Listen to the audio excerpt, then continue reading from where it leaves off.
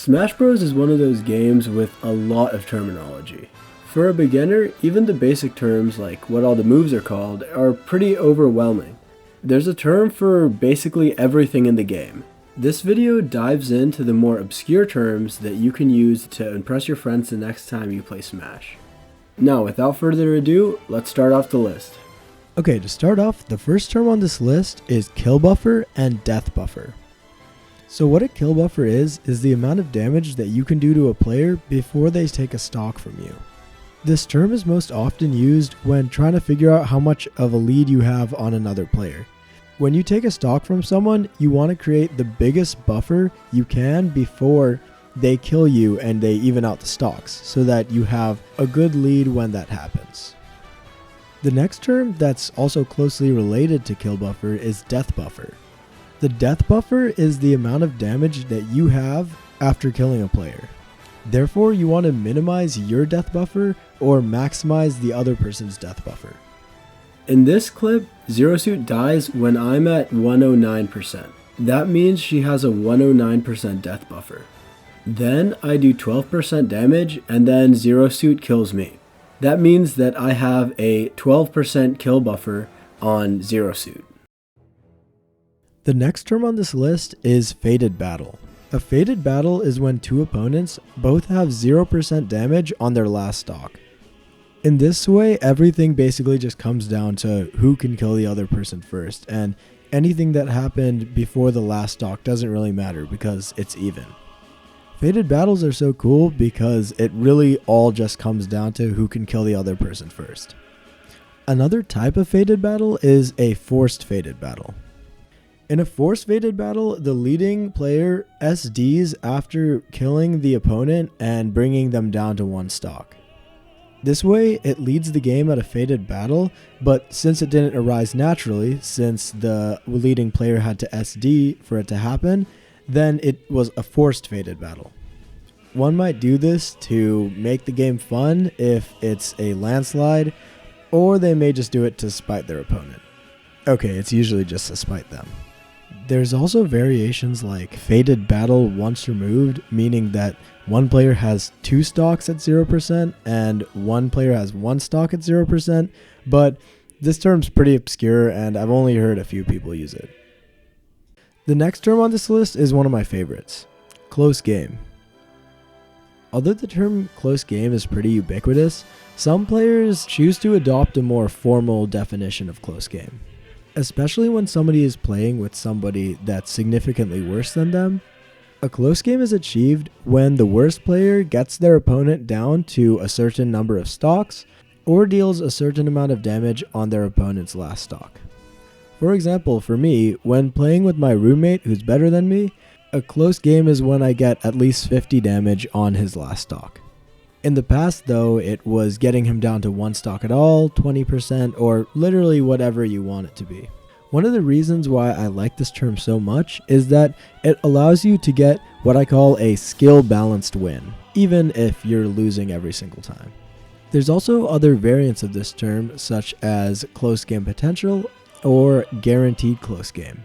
Close game potential is pretty self-explanatory, it's just when it looks like it's going to be a close game. And guaranteed close game is when you already got to a close game and now the worst opponent is just trying to actually win the entire game. Now getting more obscure, we got a tit-for-tat game or the Mercenary playstyle. In this playstyle, you only attack if you get attacked. A mercenary style of playing usually happens when you're playing with more than one person and you're down one or two stocks. Because of this, you want the other two people to fight each other so that the lead gets smaller. This is generally considered a pretty scummy way to play the game, but if your opponents are much better than you, then it's pretty accepted to play this way. The term originated from game theory, specifically the Prisoner's Dilemma. Veritasium has a really good video about this that I'll link below. So for the TLDR, basically in the Prisoner's Dilemma, if two parties cooperate, then they both get 3 points. If one decides to cooperate and the other doesn't cooperate, the one that doesn't cooperate gets 5 points. And if they both decide to not cooperate, then they both get 1 point. The prisoner's dilemma actually models a lot of social situations, from everyday conversation to large worldwide strategy between countries, like nuclear war.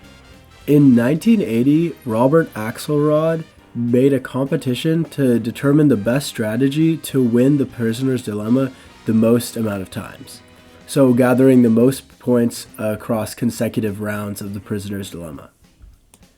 In the end of the study, they interestingly found that all of the top models were the nice ones, the ones that decided to cooperate more.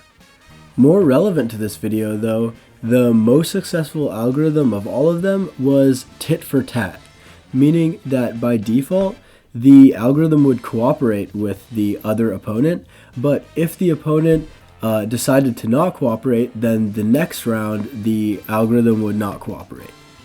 This is the same model as the Mercenary playstyle, where you only hit someone if they hit you. This way, it's not beneficial for either of the other players to hit you when you're playing this playstyle. The next turn on this list is first win of the day. I really debated whether I should put this term on the list since it's less of a term and more of a thing that people say. Many players say, first win of the day, or first two-stock of the day when they win their first match of the day or they two-stock their opponent for the first time that day. This term kind of implies a power dynamic since the person that's saying first win is usually saying it as an accomplishment, meaning that a win was not expected and the opponent is usually more skilled than them. It can also be used to taunt the other player though by saying things like first three stock of the day. Last up on our list, the least known Smash term is Grimblow. A Grimblow happens when a player falls for a super obvious attack that has a lot of startup lag. For example, Ganondorf's Warlock Punch or any fully charged Smash attack.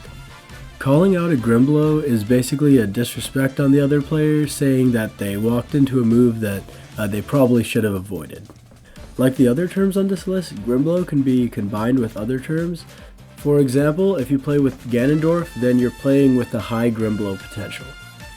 I've tried to hunt down the origin of why it's called a Grimblow, but in my hours of research, I haven't found anything. If anyone in the comments knows why, please leave it down below. So yeah, that's all for the video. Those are all the terms I have for you.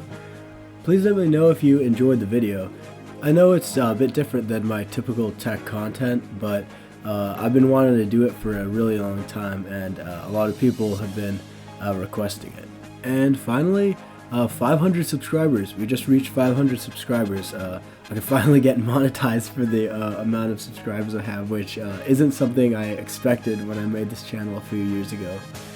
But yeah, I'm really excited about that. Thanks to everyone who's watching my videos, showing me support and everything. I love you guys. Expect more tech content coming soon. I'm building a new keyboard since my old one broke. I'm building probably the Lily 65. And also I just got a 4090 from my brother-in-law as a graduation gift. So yeah, definitely expect a lot more videos about that as well. Thanks, Rohan. But that's all I have today. Again, thank you so much everyone for watching. Like the video if you liked it, disliked if you disliked it, subscribe if you want, and yeah, that's it. Thank you.